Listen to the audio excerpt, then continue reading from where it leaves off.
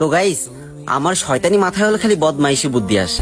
তো কিছুদিন আগে ঢাকায় গেছিলাম, তো তোমরা তো জানোই আমি আবার ভালোবাসা ছাড়া থাকতে পারি না, ভিতরটা কেমন জানি খালি খালি লাগে। তারপর হঠাৎ করে দেখলাম একটা বাসার ব্যালকনিতে নায়িকার মতো একটা সুন্দরী মডার্ন মেয়ে দাঁড়িয়ে আছে। আমি তো ভাই এই সময় কি খুশি, ভাবতেছি ইস এখন হয়তো একটু ভালোবাসা পাবো। আমি তো আর দেরি না করে এক দৌড় দিয়ে উপরে চলে গেছি, মানে দোতলায় আর কি।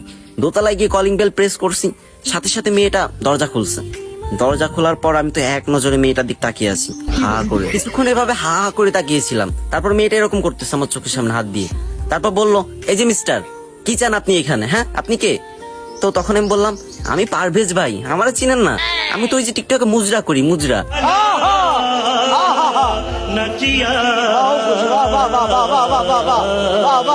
তো আপনার এখানে কি একটু ভালোবাসা হবে? তখন মেয়েটা রেগে মেগে বলে উঠলো, এই শয়তান ছেলে, তোর ঘরে কি মা বোন নাই?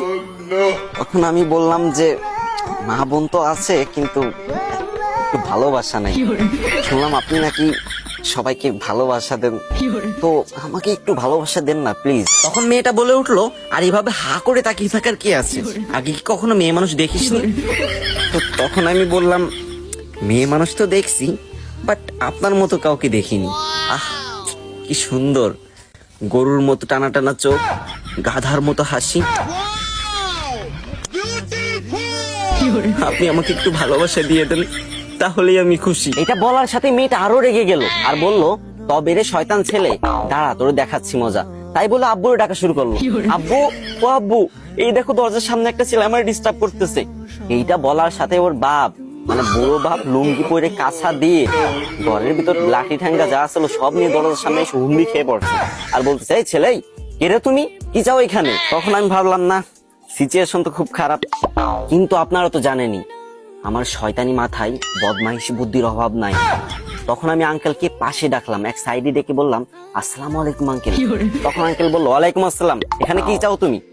তো আমি তখন কান্না করে বললাম, আঙ্কেল আমি না ঢাকায় নতুন এসেছি, আর আমি বাসা খুঁজতে খুঁজতে এসেছি। তো আপনাদের বাসার নিচে দেখলাম যে টুলেট টানানো আছে, আপনারা নাকি বাসা ভাড়া দিবেন। তো আমি সেজন্য উপরে আসছি, এসে আপনার মেয়েরকে বললাম যে আমার কি বাসা ভাড়া দেওয়া যাবে? আপনাদের এখানে কি একটু ভালোবাসা হবে? আমি ভালোবাসা ছাড়া থাকতে পারি না। তো সেজন্য আপনার মেয়ে আমাকে কতটা অপমান করলো। আমি লাগবে না আমার বাসা ভাড়া। তখন আঙ্কেল বললো, না না না বাবা, তুমি আমাদের এখানে বাসা ভাড়া নাও, আর আমার মেয়ের কথাই কিছু মনে করো না, ও তো ছোট মানুষ, তাই একটু ছেলে মানুষই করে। আমি ওকে ধমক দিয়ে দিচ্ছি। তারপর আঙ্কেল তার মেয়েকে ধমক দিয়ে বললো, কিরে, লোকটা তোর কাছে একটু ভালোবাসা চেয়েছিল, তাই বলে তুই লোকটাকে এতটা অপমান করবি? ছি ছি ছি, তুই আমার মান সম্মান আর কিছু রাখলি না, তাড়াতাড়ি যা আমাদের ভালোবাসাটা দেখিয়ে দিয়ে। কথা কি ক্লিয়ার না ভেজাল আছে? তারপর ওইখানে 2-3 মাস ছিলাম, আর মেয়েটার সাথে শুয়ে মানে ছুটিয়ে প্রেম করে। তারপর থেকে মেয়েটা আমাকে প্রতিদিন সরি বলতো, বাবু আমি বুঝতে পারিনি যে তুমি আমার বাবার পছন্দের পাত্র, তাহলে তোমার সাথে এরকম খারাপ ব্যবহার করতাম না। কেমন দিলাম? লোকে বলে টাকা না থাকলে নাকি প্রেম ভালোবাসা হয় না, কিন্তু আমার এই শয়তানি মাথায় যে পরিমাণ বদমাইশি বুদ্ধি যে আমি যেখানেই যাই 4-5টা মেয়ে এমনি পটাই ফেলাই। খুব ভালো ভিডিও হয়েছে, ছাড়লেই তো 1 মিলিয়ন ভিউ হয়ে যাবে। 1 মিলিয়ন ভিউ হবে না? নাকি 1 মিলিয়ন? ভালো ভিডিও হয়েছে। আরে আমি এত কষ্ট করে ভিডিও বানাই, যে রোদ্দুর ভিতর চেয়ার নিয়ে যে বসে বসে ভিডিও বানাই, আর আমার যারা অডিয়েন্স আছে শেয়ার করে না, একটাও শেয়ার করে না। করবেন, এটা খুব ভালো ভিডিও হয়েছে, করবেন। কেউ শেয়ার করে না ভাই, আমার দুঃখ এটা। আমার ভিডিওতে না আমি কইতেছি বার করবেন, করবেন। গাইস তোমরা কিন্তু শেয়ার করবা, হ্যাঁ শেয়ার করে কমেন্ট করবা। আমার এই ছোট ভাই বলতে শেয়ার করে কমেন্ট করবা তোমরা যারা আমার ভালোবাসো, তাহলে নেক্সট অনেক ভালো ভালো ফানি ভিডিও আনবো, আর না হলে কিন্তু ভিডিও করবো না।